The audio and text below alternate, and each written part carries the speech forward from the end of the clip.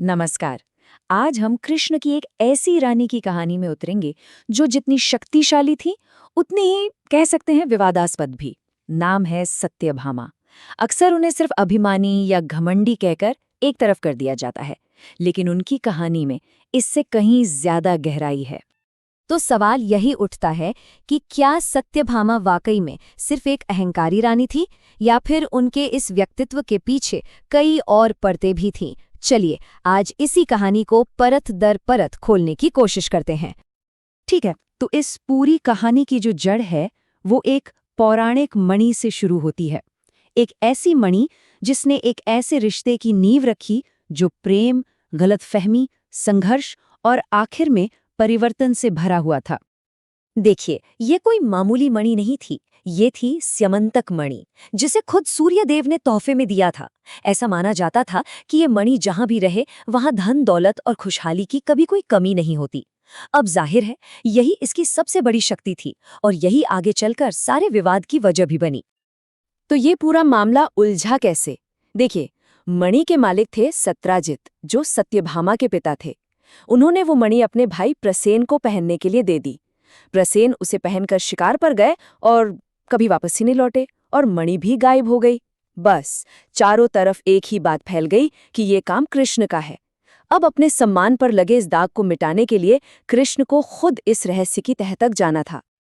कृष्ण ने मणि की खोज शुरू की और वो पहुंचे जाम्बवान के पास, जो रामावतार के समय से थे।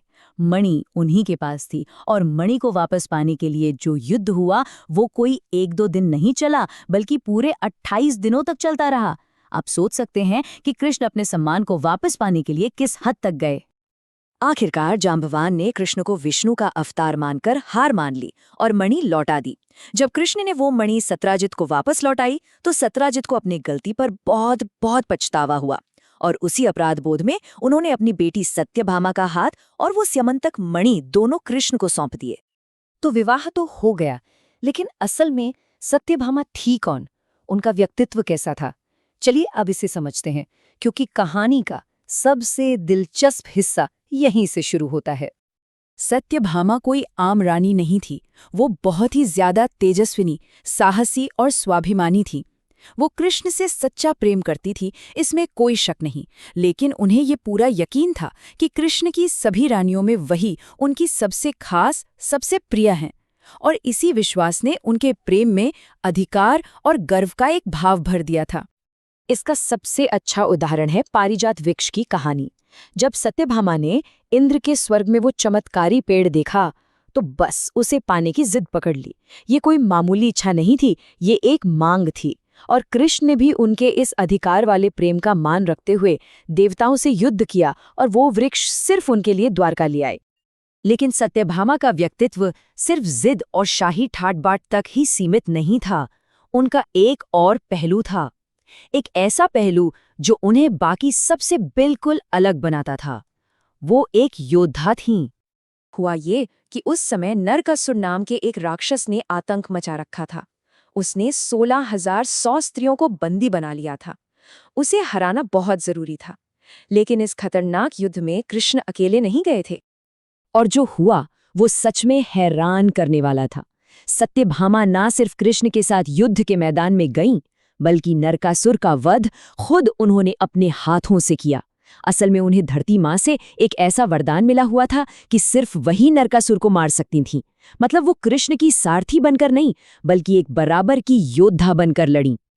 एक महान योद्धा, कृष्ण की सबसे प्रिय रानी सत्यभामा के पास सब कुछ था, लेकिन अब उनकी जिंदगी में एक ऐसा मोड़ आने वाला था जहां उनके प्रेम और उनके अहंकार की सबसे बड़ी और शायद आखिरी परीक्षा होनी थी। ये परीक्षा शुरू हुई नारद मुनि की एक चुनौती से। उन्होंने सत्यभामा से साफ साफ कह दिया कि अगर वो कृष्ण को सबसे ज्यादा प्रेम करती हैं तो अपनी सारी धन दौलत से उन्हें तराजू में तौल कर दिखाएं। सत्यभामा ने अपने अभिमान में आकर ये चुनौती स्वीकार कर ली। और यहाँ पर हमें दो तरह के प्रेम का एक सीधा टकराव देखने को मिलता है। एक तरफ थी सत्यभामा, जो अपने प्रेम को अपनी बेशुमार दौलत से तौल रही थी, और दूसरी तरफ थी रुक्मिणी, जिनका प्रेम किसी भौतिक चीज पर नहीं बल्कि सिर्फ भक्ति और समर्पण पर टिका था। सत्यभामा ने अपना सारा खजाना, एक एक गहना, सब कुछ तराजू के एक पलड़े पर डाल दिया। लेकिन कृष्ण वाला पलड़ा टस से मस नहीं हुआ। उनकी सारी दौलत मिलकर भी कृष्ण के वजन के बराबर नहीं हो सकी। जब सत्यभामा का सारा अहंकार, सारा गर्व टूटकर बिखर गया, तब रुक्मिणी आगे आईं। उन्होंने कोई सोना चांदी नहीं, बल्कि सिर्फ एक छोटी सी चीज तराजू पर रखी। और ये पल ही पूरी कहानी का सार है। जैसे ही रुक्मिणी ने सच्ची भक्ति और प्रेम के साथ एक तुलसी का पत्ता सत्यभामा के दौलत के ऊपर रखा, तराजू का पलड़ा तुरंत नीचे झुक गया। कृष्ण का पलड़ा हल्का हो गया। ये इस बात का प्रतीक था कि सच्ची भक्ति के एक पत्ते का वजन दुनिया की सारी दौलत से कहीं ज्यादा होता है। बस इसी एक घटना ने सत्यभामा को अंदर तक बदल दिया। ये उनके जीवन का वो टर्निंग पॉइंट था जिसने उनकी विरासत को हमेशा के लिए एक नई परिभाषा दे दी। उस दिन सत्यभामा को ये एहसास हुआ कि प्रेम कोई चीज नहीं है जिसे धन दौलत से तौला जाए या जिस पर अधिकार जताया जाए। प्रेम तो समर्पण और भक्ति का भाव है। उनका अहंकार विम्रता में बदल गया और वो एक गर्व करने वाली रानी से एक गरिमापूर्ण भक्त बन गई। कृष्ण के इस धरती से जाने के बाद भी उनकी भक्ति में कोई कमी नहीं आई। अलग अलग कथाओं में मिलता है कि उन्होंने अपना बाकी का जीवन या तो गहरे ध्यान में बिताया या फिर सब कुछ त्याग कर तपस्या के लिए वन में चली गईं।